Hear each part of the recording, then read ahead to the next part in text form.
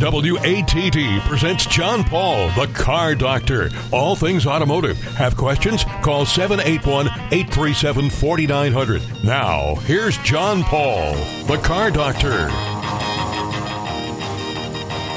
And good Sunday morning, everyone, and welcome to another edition of the Car Doctor program on 95.9 WATD, your South Shores radio station. And my name is John Paul, the host of the Car Doctor radio program. And on this Father's Day, and yes, we're live on Father's Day as well. So happy Father's Day to all the dads out there, including you, Jesse. Thanks, sir. Yep.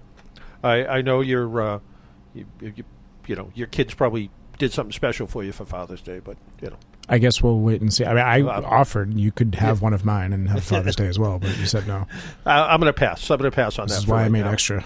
Yeah, there you go. Hey, we got a great show planned for today. A little bit later, we're going to be talking to Ford historian Ted Ryan. It is Ford's 120th anniversary or birthday or whatever you want to call it. So a lot of news from Ford. But right now, we're going to be talking to author Wes Davis. He wrote a book, and the book is pretty interesting. It's called The American Journey on the Road with Henry Ford, Thomas Edison, and John Burroughs. Wes, good morning, and welcome to the Car Doctor program. Oh, good morning. It's great to be here.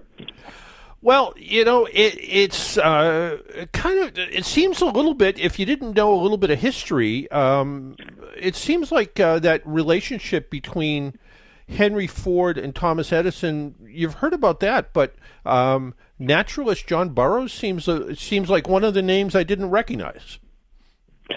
Yeah, I mean, I think, in the early 20th century when those three set out on their trips, Burroughs may not have been as famous as Ford and Edison, but he wasn't as far behind as he is today.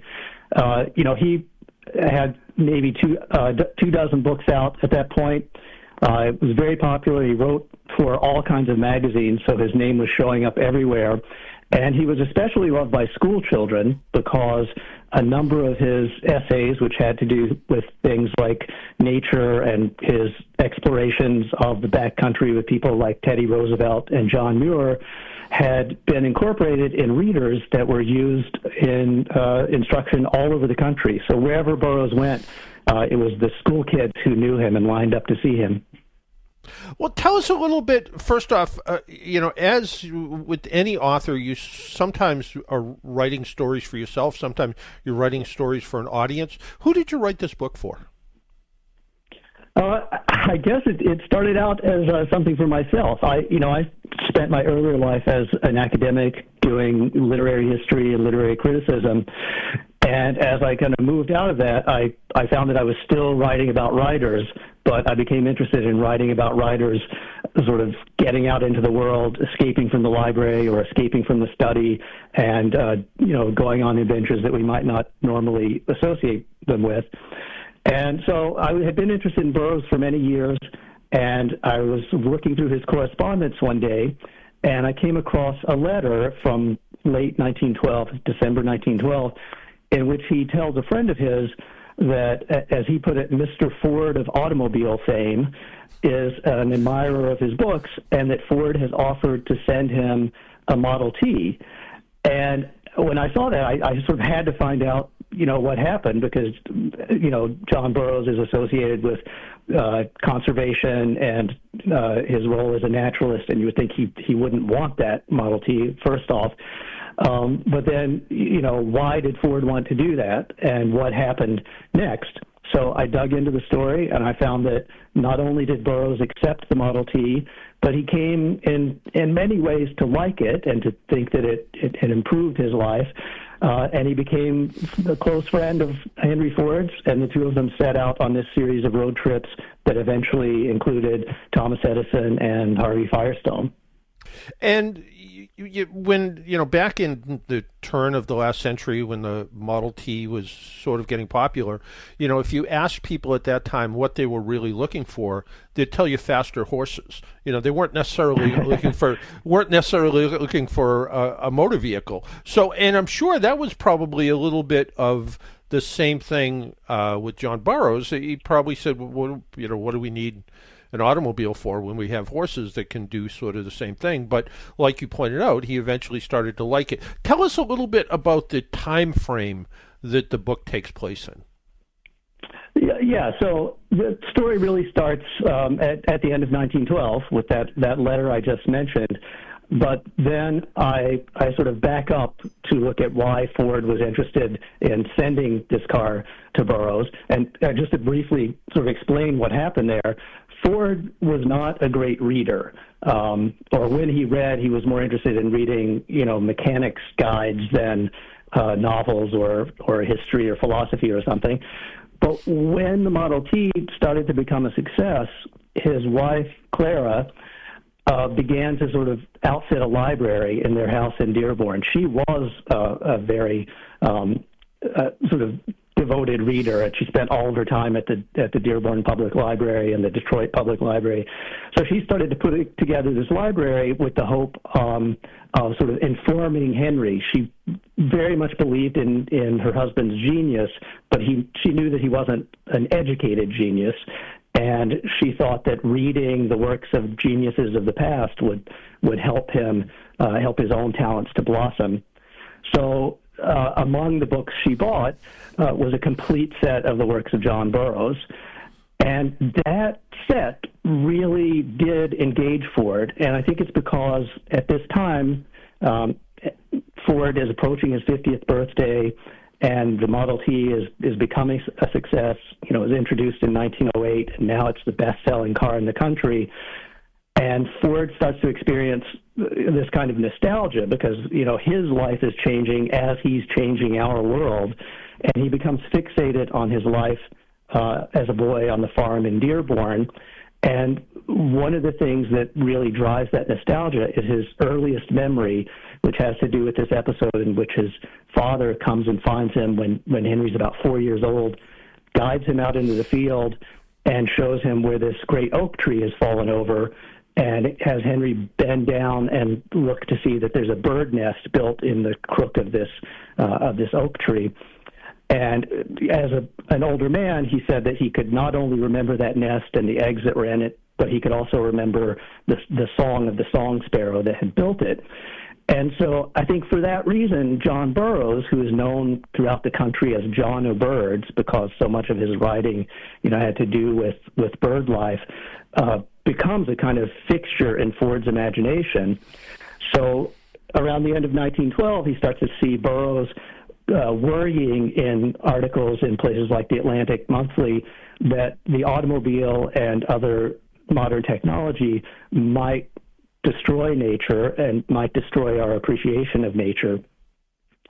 It brings noise and pollution into the natural world, and it moves us through the countryside too rapidly to really appreciate what's going on. And so that's what motivates Ford to try to change his mind by sending him this Model T. And from that point in the book, I follow a whole series of trips in which they're getting to know each other, and we're getting to know these people as kind of characters in this story. And all of this culminates with a kind of epic trip in 1918 down into the Great Smoky Mountains. I'm sort of still stuck on a little bit of the fact that Henry Ford's wife didn't think he was that smart, but I'll say that she definitely believed in his abilities, and in fact, there's the name that he had for her was the Believer, because no matter what happened in his life, she was the person who believed in him. But she knew he had weak points. Yeah. And then, as we look into, and you mentioned, Thomas Edison and Harvey Firestone. I mean, when you look at automotive history and I guess history of the industrial age, are there three bigger people, at that time? I mean, it's difficult to think of any, and it's interesting to sort of imagine whether this could happen today. And I don't see it happening today, that you could get a group of people who each had such a large impact in their own fields together and send them out into the woods, to sleep in a tent. I don't think it would happen. Yeah. Well, take us a little bit through maybe one of the trips, and New England was a little bit part of it as well, right? Yeah, that's right. So the first trip is up to Concord, Massachusetts, and that comes about because after Burroughs receives the Model T, Ford actually sends a man along to instruct him in getting it running and driving it, or to instruct his son so that the son can then, at a slower rate, teach John Burroughs, who is approaching 80 at this point. Burroughs takes to the car after that, and he starts using it, and then he travels out to Dearborn to meet Ford, and they bond on a walk out through a farm that Ford owns, in which he has set up bird feeders and bird nests, and they realize that they're both, that they share this interest in bird life. And so after that, Burroughs wants to give something to Ford. So Ford travels east. Burroughs lived on a farm up on the Hudson River in New York, and he grew up on a farm a little farther west in New York. And so he and Ford meet up at that farm in Roxbury, New York, where Burroughs had grown up. And they travel from there up to Concord, Massachusetts. And the way I think of this is that, when Burroughs was visiting Dearborn, Ford showed him the factory where he was producing the Model T and where he was beginning at that moment to develop the moving assembly line. And at that point, it was just the Magneto that was being manufactured in this new way, and it had cut the production time of the Magneto from 20 minutes down to 5 minutes. So they're just, churning these things out. And Burroughs was actually fascinated by that. So he wants, to show Ford something from his life that's commensurate. So they go up to see what I think of as the foundries of American literature and philosophy. They go to Concord and look at the house where Ralph Waldo Emerson had lived, who is someone Burroughs actually knew in his younger days. And they go out to Walden Pond to see where Henry David Thoreau had conducted his, experiment in living close to nature that is recorded in his book, Walden. And I wonder if part of all of this is, at one point at the Wayside Inn in Sudbury, Massachusetts, the next town over, I wonder if that is one of the reasons that Ford was thinking about building something like Greenfield Village in that area. Yeah, well, it's really interesting. I mean, I think all of these trips do kind of feed into Greenfield Village. I don't really talk about this in the book, but I think that, first of all, these trips fueled Ford's nostalgia, and that plays into what eventually becomes Greenfield Village. But it also, I think, took him out into the world to see how much things were changing, and how, in fact, his automobile was changing things. So, I mean, you may know that I think the first project that really launches what would become Greenfield Village is Ford's effort around the same time he met Burroughs to save the farmhouse he grew up in. This is a farmhouse in Dearborn. And at least one biographer says that house was going to be knocked down by the town of Dearborn to widen the road because automobile traffic had increased so much in the time since Ford had lived there. So it's Ford's own sort of development of the Model T that allowed automobiles to proliferate so much that leads, to this threat to his childhood home. So Ford bought it, had it moved, and begins this reconstruction project that really went on for years because he was never satisfied with the accuracy of the reconstruction. So once the house was reconstructed, he wanted all the furniture to be the same, and then he wanted the exact color of carpet on the stairs. So he has agents going out and trying to collect all these pieces of material culture that had been in his childhood home, and then that just sort of snowballs so that we find him getting other significant buildings together and creating what we now know as Greenfield Village. And, we've talked about Henry Ford, and this actually makes me feel a little bit better about Henry Ford because in some lights, Henry Ford wasn't the nicest person in the world, if you look at a little bit of the history. But Thomas Edison's is he a little bit of a wild card in this group? I mean, he definitely had a sort of unpredictable, let's say, effect on the trips. I should say Edison and Ford had known each other since the 1890s. Ford actually worked for a while at the Detroit Edison Illuminating Company. And he seems to have taken that job at a time when he was working on his own to develop his first internal combustion engine. And he realized when he tested it, he took this thing into his kitchen and clamped it to the kitchen sink and ran a wire up to the kitchen light fixture because, he needed something to power the spark to get the combustion going. And that engine actually did work. It started up and filled the kitchen with smoke and, ran for a few minutes. But he realized he needed to know more about electricity to really develop this engine. So he quit his job in Dearborn, where he was working as a machinist, and took a job at the Detroit Edison Illuminating Company. And even though he didn't know anything about electricity, he knew so much about all of the machinery that was used to produce it, like steam engines were turning the turbines that generated the power. So Ford very quickly rose to be chief engineer at that particular plant. So in 1896, when there was a conference of Edison Illuminating employees, it was Ford who was chosen to travel to New York to take part in that conference. And at the conference, someone must have said, this young man is building an internal combustion vehicle, is trying to develop one. And Edison wanted to hear this. So, as you may know, Edison was quite deaf. So the whole room had to move around to make space for Ford to sit next to Edison so he could kind of shout his plans in Edison's ear. And Edison, you would think might be leaning toward an electric vehicle. And I think he did think that in the long run that might be a better way to go. But he knew that battery technology wasn't really there yet. So he really took to Ford's idea and he encouraged him. And, they became friends, but then became even closer friends when Burroughs comes into the mix and they start these trips. Now, between the time frame here, we're right around, I think you mentioned 1914, 15 up to 1918. In my poor review of history, I believe that was World War I, wasn't it?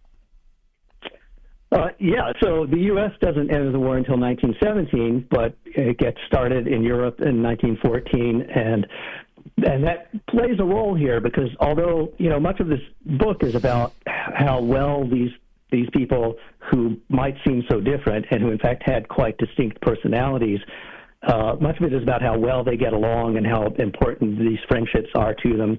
But the war was something that they really disagreed about.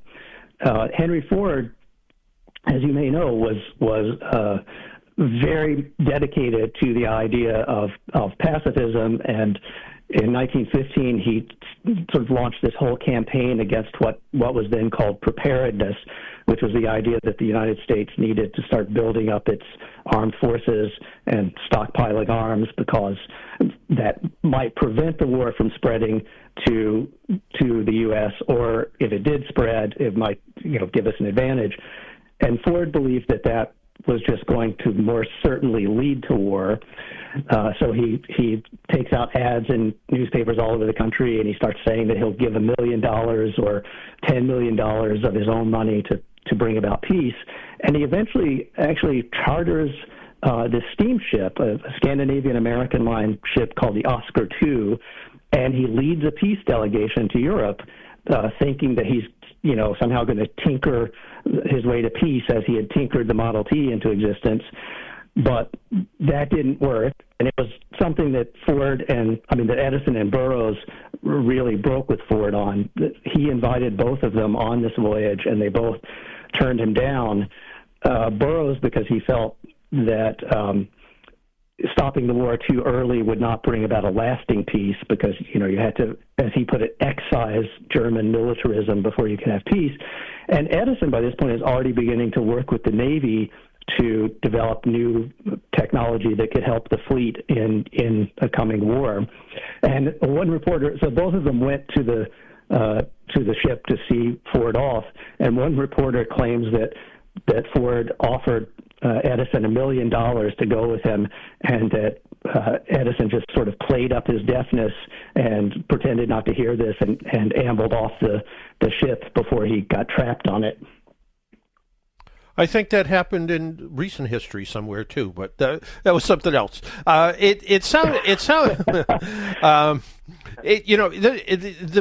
book itself sounds fascinating. It sounds like a lot of really interesting, almost sort of short stories within the bigger story here about the adventures and how they, like you say, three completely different people, how they got together and really looked at this time. And when you kind of look back at this time in history, really, really sort of interesting. And I think as much as it's history and, things are different. I mean, you mentioned that, the electric car, and now we're seeing, cleaner, quieter electric vehicles. It's times have changed, but maybe they're changing changing again, and maybe nature isn't as disturbed by electric vehicles. Who knows? Who knows what that real answer is? But the idea that we can look at your book and kind of travel in time and sort of get inside the heads of these three men, I think, is really pretty interesting. Yeah, just to pick up the thread there about electric vehicles, it's really interesting to learn that Clara Ford, Henry Ford's wife, herself drove an electric car. And, Henry wanted her to drive a Model T. I mean, it would make sense and be a good sort of public relations move for her to drive a Model T, but she didn't like the trouble of starting an internal combustion engine, and she wanted something she could just sort of get in and go, wherever she was going without having to think about it.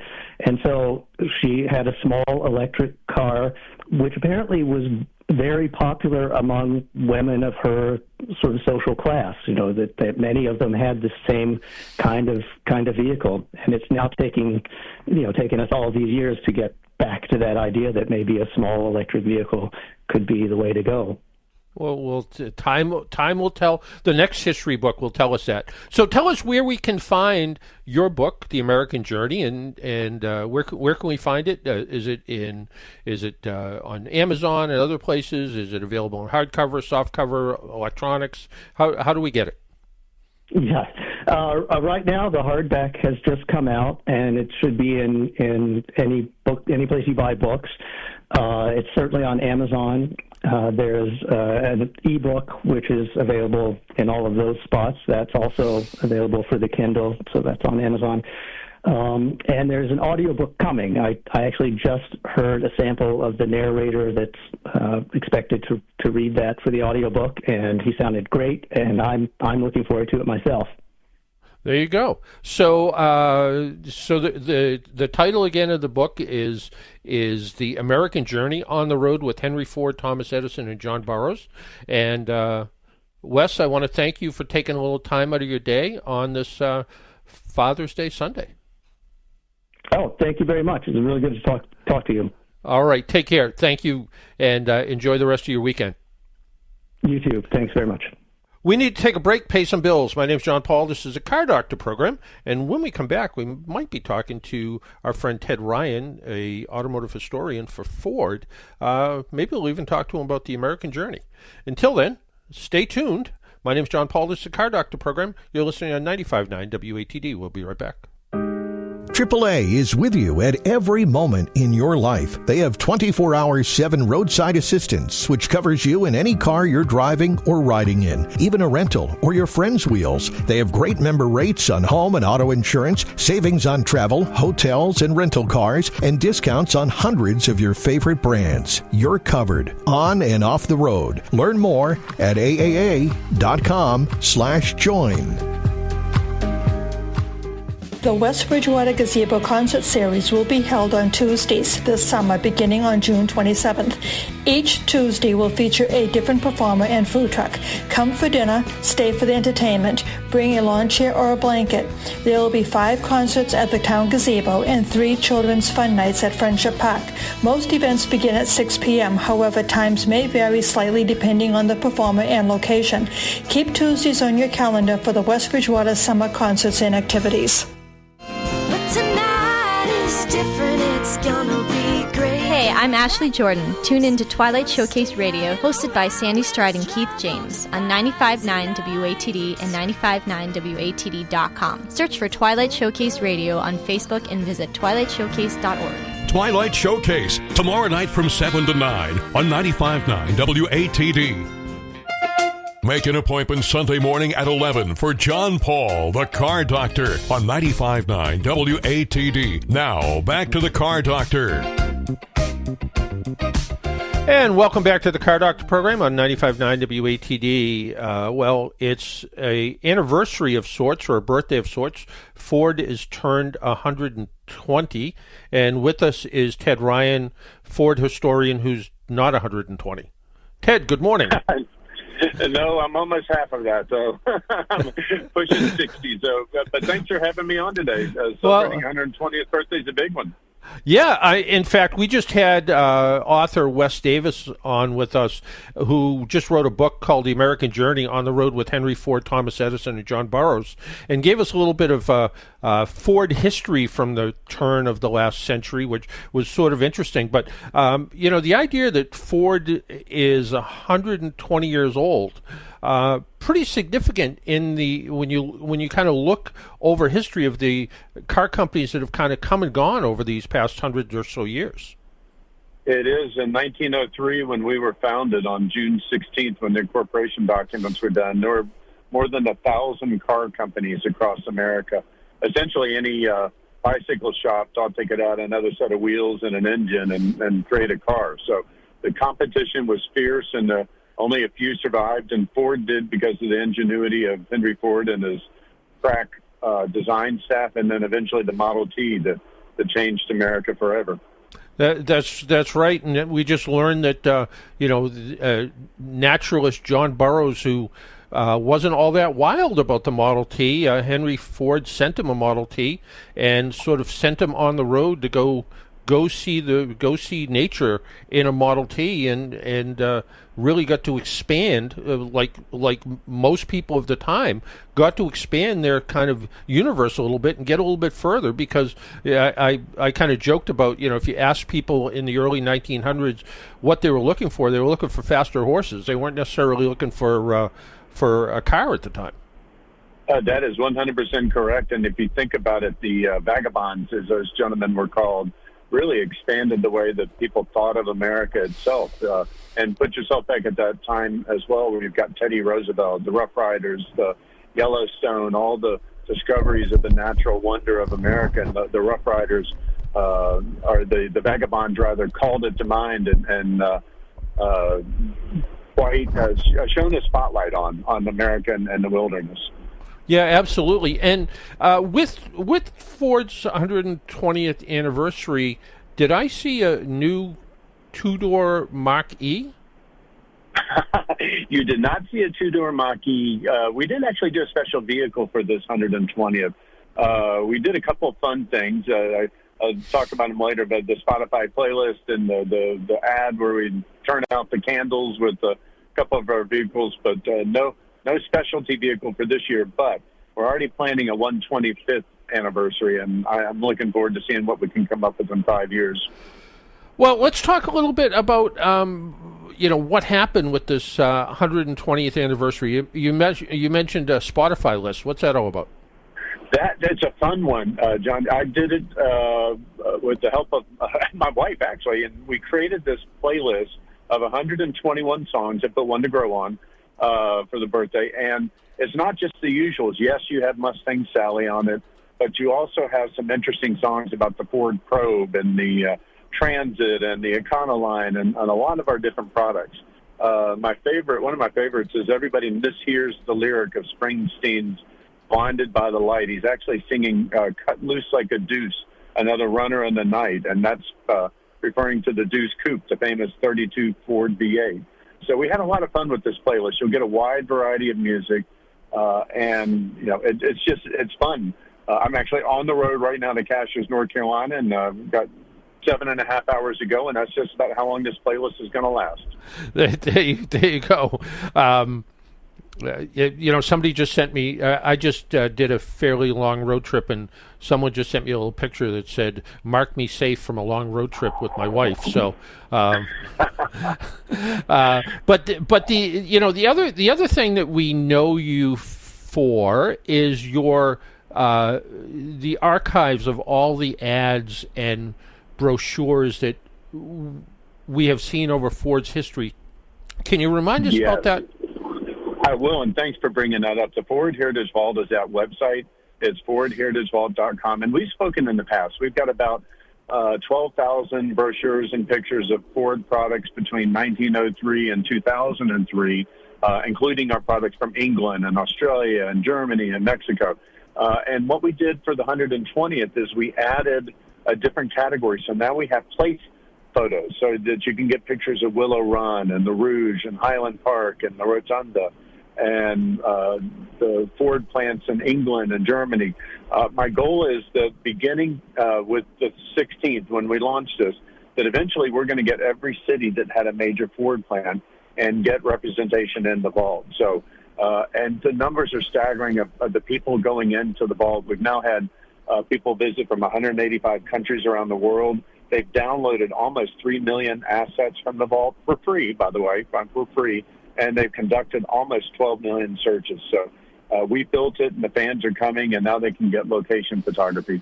And that's just the beginning of what we're going to do this year. For this 120th year, we're going to have a couple different announcements over the course of this year of new content going in the vault. Yeah, it is fascinating, and the idea that people looked long and hard for this stuff previously, and the idea that it's so easy to find now, whether you're an enthusiast or a historian or you're just, it is the biggest rabbit hole I've ever fallen down in my life.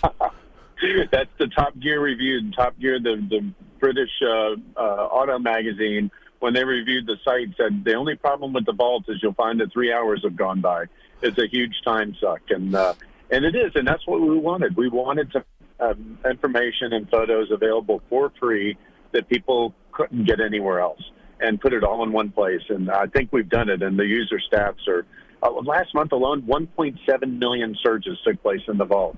That's just staggering numbers. No, we never in our wildest dreams expected that type of activity, but I can't say I'm not surprised. There's a lot of cool Mustang photos in there. There is, and the idea that you can look at some of these vehicles and look at some of the advertising, and the idea that how advertising played out back in 40, 50, 60 years ago compared to today, I think is just fascinating as it is, and it just again makes it really, really interesting when you're looking at this. So we have the 120th anniversary Spotify list. What else are we seeing for Ford's 120th? I know you can't talk about future products, and I kind of teased a 2-door Marquis, but the idea that we've seen, we brought the Maverick name back, and Ford can't build them fast enough, it seems like, and there's really a lot of excitement coming from Ford right now. There is a lot of excitement. I would keep your eyes on the EV space to see what internally. I can't speak about future product. I will just speak generally. They're talking about the second generation electric vehicles and how they're really going to, it's just like the iPhone. The first iPhone was pretty cool. The second one was better. And as each different version of it came out, it improved in its capabilities. I think you're going to see the same thing with EVs on range and performance and the driving experience. I had a team in the other day. I can't talk about this. They were in the archives, and they were the human-machine interface team. Imagine that. Imagine 50 years ago, Lee Iacocca having a human-machine interface. But it's true, and the way that we interact with our cars and all the different screens, and we absorb information. And the thing I pulled out for them was actually one of the print ads when Ford built Mission Control and at the Johnson Space Center. That was a Ford invention, that huge map and the digital analog feedback. IBM was actually our subcontractor. So I pulled out all these maps, and they were like, this is perfect. We can reimagine now the way that we experience our cars. So in the EV space, I think you're going to see huge changes to come. Yeah, and it is interesting how, like, during the height of the pandemic, how Ford engineers got together and built ventilators, based on stuff that you use in cars. We did. We actually have the first ventilator built. They called it VIN number 1, and it was the Model J. Trivia for your Fordophiles out there is we had never had a vehicle that was a Model J. So they called the ventilator Model J, and that's in the archives. And they did it out of pumps that we used to circulate air in a seat and different window casing. It was fantastic, the crazy smart engineers we have at Ford.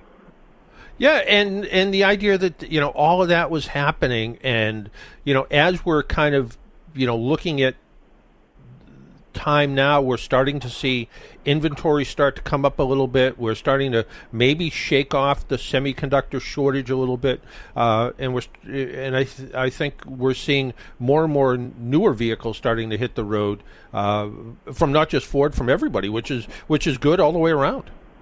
That is good. The fresher the automotive fleet is in its entirety is good for the industry, and Ford has the freshest fleet. We just revitalized all the different vehicles. We were fortunate to see, and it's not for sale or destined for sale in the U.S., but we had the all-new battery Explorer in headquarters a couple of weeks ago, the one that's being built and sold in Europe. And, it's a spectacular-looking vehicle. A completely different way of imagining what an EV can be and what a crossover can be. So keep your eyes in that space. It's going to be amazing. The one last 120 thing to bring up real quick is go to @Ford on one of our social channels on Instagram or Facebook or Twitter, and Wieden & Kennedy pulled together a really clever ad using a Bronco and a Lightning to blow out candles in a way that I think your listeners will find pretty interesting. That sounds, the idea of a lightning blowing out candles sounds kind of hysterical. So yeah, if you drive it fast enough, it will. That's exactly what I'm thinking. So yeah, it really sounds interesting. And all of this, if people want to find more information about Ford's 120th anniversary, like you said, go to any of the social channels. But is there a little bit more on Ford's website as well?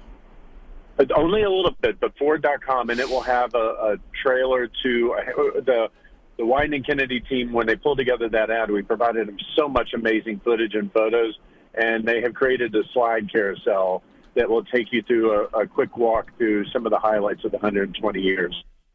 Yeah, I think really interesting. Well. Yeah, I think really interesting stuff. And again, if people haven't done it, they need to go to the Heritage Vault and check it out. There is so much good stuff, and it's amazing how you and your team put all of this together. It is really interesting stuff. It's a labor of love, and I've got a team of 6, and to say, but it's like kids in the candy store. We're getting to show off our content, so we're arguing constantly over who gets to put what in the vault and what we're going to highlight. And keep your eyes peeled in August. I think you'll get a pleasant surprise for the next update in August. My goal is to break the internet again. Well, you did it once, so I think you'll probably do it again. And before I let you go, should I ask what kind of car you're driving on your trip here? I am in an Explorer ST, and it's great except for the idiots in the left-hand lane driving 55 in the 70 zone. Well, other than that, life is spectacular. There you go. Hey, Ted, I want to thank you for taking a little time out of your trip and joining us on the Car Doctor program. Always a pleasure talking to you. Thanks for having me on again. I enjoy joining your show. Fantastic. All right. Thanks, Ted. Take care, and happy Father's Day. Oh, thank you. Same to you. All right. Bye-bye. Ted Ryan, Ford historian, he's been with us before in the past. Always good to talk about. I was just looking at the latest issue of Consumer Reports, and we've had the folks on from Consumer Reports a lot over the time, and they actually put together kind of an interesting summary of sorts. I guess it's like. This is a popular vehicle, buy this and don't buy this sort of thing. So I thought I'd just go over some of them here before we go into the mailbag. And Jesse, do we still have Robert on the phone, or did he drop off? We do. Well, let's go to Robert first. He's been very patient. Robert, good morning. Good morning, John. It's been a long time. It has been a long time. Yeah, my schedule right now, I can talk to you for the next 3 months. What I wanted to get is your opinion on a break-in period for the 2-liter EcoBoost in a Maverick that I happen to just taken delivery on. Do you think 1,000 miles is sufficient? I think today's cars almost don't need anything, but if it was my car, I wouldn't beat the crap out of it for the first 1,000 miles. I'd just drive it. It's kind of funny. I just answered this question in one of the columns I wrote, and there was always kind of two trains of thought on this. One was that you should drive it nice and easy for 1,000 miles, vary the speed, don't use the cruise control. Don't stick it 60 miles an hour. Just kind of vary your speed up and down a little bit. It lets the rings all break in. And then the other school of thought on it is drive it like you stole it, and beat the daylights out of it, and it breaks in better. I will admit I'm kind of more on the other side for the first 1,000 miles. And it used to be there was a time that after the first 1,000 miles, you would bring it in for an oil change because there was enough junk in the engine that, machining parts and stuff in the engine that, could cause a problem. Today, we don't really see that. So I don't know that it's as necessary. I mean, the press cars that I drive from time to time, do they get really any break-in miles? Not usually. Some of them are used in events for, the short and long lead events where they're at either tracks or they're at events, drive events, and they don't get, they start off with, 12 miles on them, and that's about all the miles they have, and people drive them pretty aggressively, and they hold up pretty well. But I think if it was me, and I just bought a new Ford Maverick, I would drive it nice and easy for the first 1,000 miles or so, and I would, depending on my own driving, I might move the oil change up just a little bit, but not, I wouldn't worry about changing the oil at 1,000 miles or anything. I would I won't. Yeah, I would just, kind of take it easy for the first 1,000 miles, and then after that. Yeah, I might do 3,000 the first time. Although my last 3 or 4 cars, I went 5,000. Never been an issue, and I wasn't even breaking them in for some reason. I kept the RPM no more than $4,000, and not very often. So I've been running 1,500 to 35, and I haven't gone with speed control. I haven't used the sport mode or the tow haul mode. I've been trying to. It's tough on me because it does 6,500 RPM, and I'll usually be in the sport mode, and just seeing how quick it is, but I wanted to make it last. Now, how do you like the truck so far? I do. Coming from the Ram to this, it's quite the transition. There's no rumble, that deep purr. Yeah. And I can't downshift this one. The other one I had sort of paddles I could downshift. This one I can't. But other than that, everything it's got so much in it that the other one didn't. All the different. It's a Lariat. And it's got a luxury package and tow package and all that stuff. But so far I've been enjoying it. I just have to kind of get used to it. It's my first 4-cylinder vehicle ever. I've always had 8 cylinders, big, small block, and this is definitely a transition for me. Well, and it's different, and also, besides the idea that, like you said, you're used to a big V8 with plenty of torque, the engine in this is a pretty torquey little engine, though. It is, I've already, even at the lower RPM, it impressed my son-in-law. It'll put you back in the seat. Yep. So I can only imagine when I'm in the sport mode and, you get up to 6,500 RPM, it should be impressive, at least in the short term, Oh yeah, and the idea that also, the idea of I think there's a whole market for compact trucks, and Ram is supposed to be coming out with a smaller truck, but the idea that these small trucks, most people don't need full-size trucks, unless you're going to tow a trailer routinely or you do carry around a lot of stuff. But I've, over the past year, I guess, since the Mavericks come out, I bumped into some people that have had them, an electrician that I bumped into, an HVAC guy I bumped into, and I said, how's this working out for you? He said, it's the big stuff that we need, we have delivered. we don't put really a lot of weight in trucks anymore because we end up getting whatever it is delivered to the job site that we need it. And the idea that we can use this when we have to, it works out. It works out great. And the idea that we can, if we leave the job site and we got to go run to a warehouse to go pick something up, or run to, whether it's a plumbing, electrical, HVAC supply. The idea of making it easier to park just is a whole lot better for people too. So yeah, I've got more room in the garage now. Yeah, there you go. There you go. You can slide a motorcycle in next to it or something. Nah, I'm too old for that. Hey, Robert, always a pleasure talking to you. Same here, man. I'll keep in touch. All right, take care. Bye-bye. If you want to join us, our phone number is 781-837-4900, 781-837-4900. So Consumer Reports in their road report says the popular choice of small cars is the Hyundai Elantra, but it says the better choice is a Toyota Corolla Hybrid. It says the Elantra with sleek styling, impressive infotainment, a roomy interior, good fuel economy is easy to see why the Elantra is popular. It even has a good road test score. The Achilles heel here is the regular Elantra's reliability. It's got a spotty track record, which should give buyers pause. The Elantra Hybrid is a little bit better. The Corolla Hybrid, it says, updated for 2023. The Corolla Hybrid earned a place among our top picks. Stellar reliability, standard advanced safety features, outstanding fuel economy are among its strengths. So they just liked it a little bit better. In the small SUV category, which is such a popular category, the popular choice is the Toyota RAV4, absolutely. The RAV4 is one of the most popular vehicles on the market in the red-hot small SUV segment. It draws buyers by being reliable and fuel efficient, but in the recent move to a lower, wider appearance has compromised some interior space. Plus, it's got a bland cabin, according to this, and a little bit of a droning engine noise, ride comfort that trails in the competition. They say, Consumer Reports says, go get a Forester. Now, these are pretty similarly priced vehicles. In fact, the Forester kind of starts cheaper and ends a little bit cheaper. Subaru has nailed the ideal small SUV configuration with compact exterior dimensions, tall roof, surprisingly roomy interior. Throw in a fuel-efficient four-cylinder engine.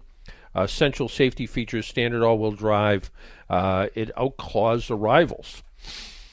Got an email from someone this week or last week where they had, and I think I might have mentioned it last week, where they had a windshield replaced in a Subaru. And they said since then, their backup alarm is not working.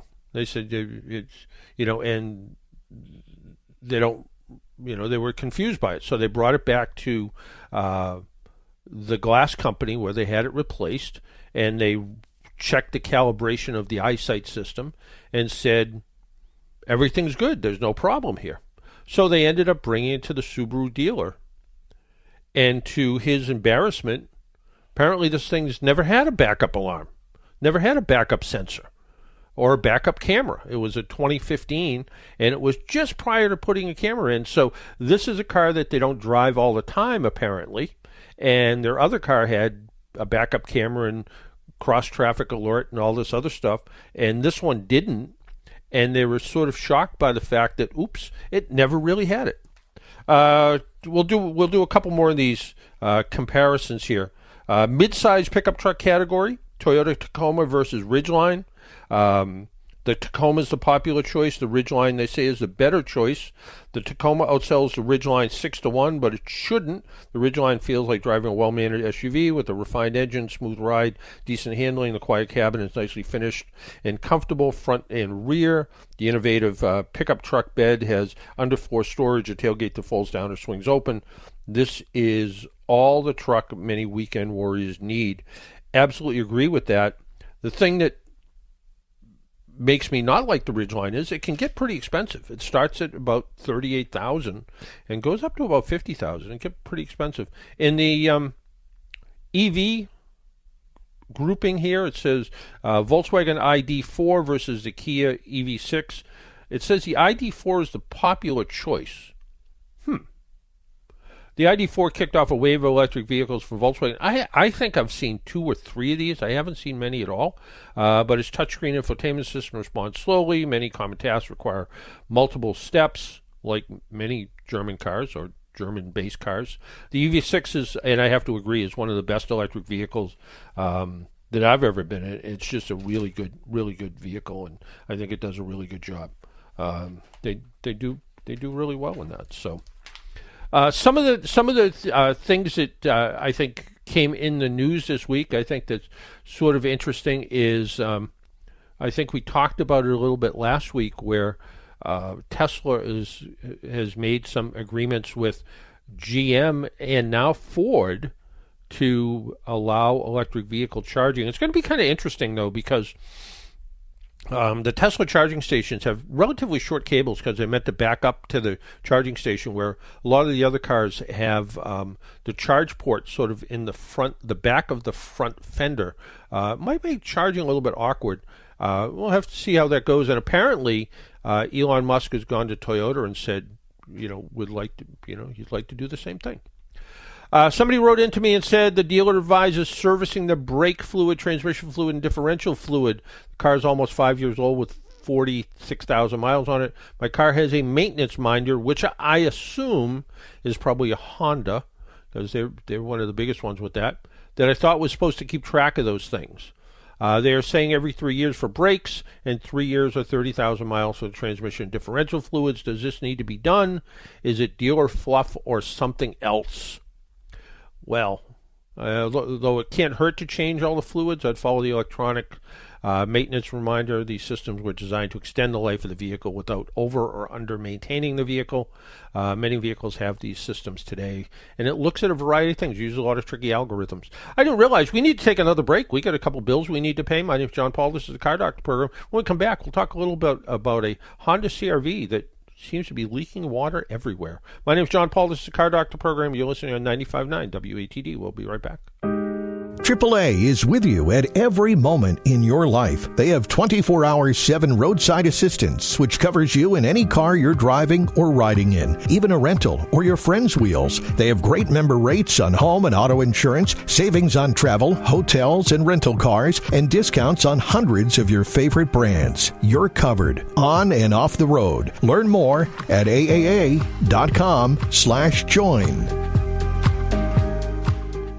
Plan a getaway and enjoy a long weekend exploring Plymouth. Go outside and whale watch, hike, walk along the ocean, and dine outdoors. At night, enjoy live music, theater, art shows, and ice cream under the stars. Begin your Friday night at the corner of Court and North from 4 to 6 and listen to live music at See Plymouth's Fridays on Shirley Square. Then head into a weekend of relaxed fun. Plan your Plymouth getaway on the See Plymouth app, brought to you in part by visitma.com.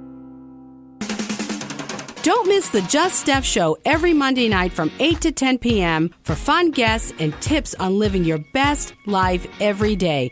I'm bringing sexy back to Monday nights. Tomorrow night from 8 to 10 on 95.9 WATD. Make an appointment Sunday morning at 11 for John Paul, the Car Doctor, on 95.9 WATD. Now, back to the Car Doctor. Jesse actually brings sexy back to Sunday mornings on WATD. So I've been here for like 20 years, so I never really left Sunday mornings. All right. So where are we going? Did you say Tom and Pembroke? Yes. Yes, let's go to Tom and Pembroke. Tom, good morning. Hey, John. How are you? Good. How are you? All right. I had a question about window tinting. Okay. I looked on the state website. It just says 35% or whatever it is. But I thought years ago it said fixed windows can be 100%, or you can't put anything on the windshield. Yeah, the windshield, the way I always understood it, the windshield can only have like a visor. So in other words, like a 6-inch band across the top of the windshield. So you can do the very top, just like a lot of regular windshields have. And then it gets a little tricky because I believe it is SUVs that can have like the rear windows tinted really dark. Passenger cars I don't think can be tinted quite as dark, but I could be wrong on that. But yeah, Massachusetts is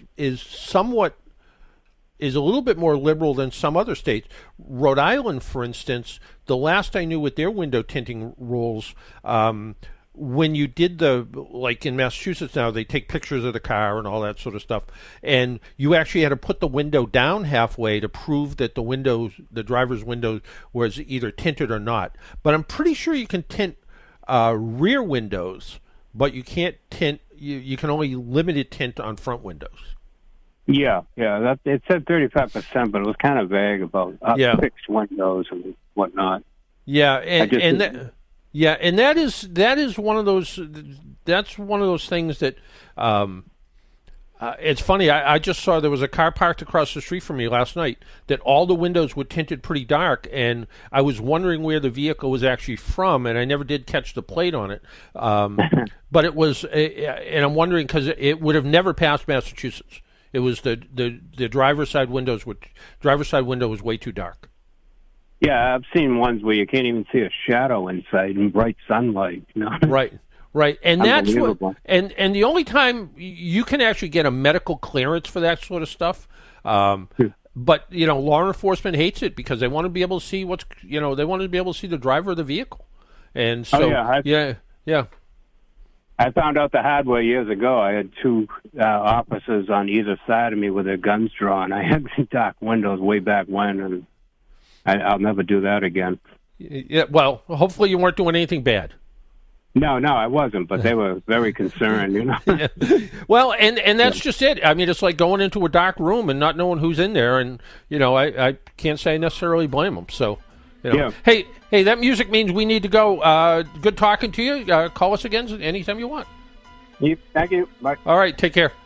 Hey, that music means we need to go. I want to wish everybody a happy Father's Day, whether you're a dad, an uncle, whatever the case is. Happy Father's Day. Again, Jesse, happy Father's Day. And no, I don't want your kids. Thanks anyway. Next time. Yeah, I know. Until next time, make sure you wear your seatbelt, drive safely, and be good to your car. And if you see an emergency vehicle by the side of the road, slow down or move over. It saves lives. Talk to you all next week. Bye-bye.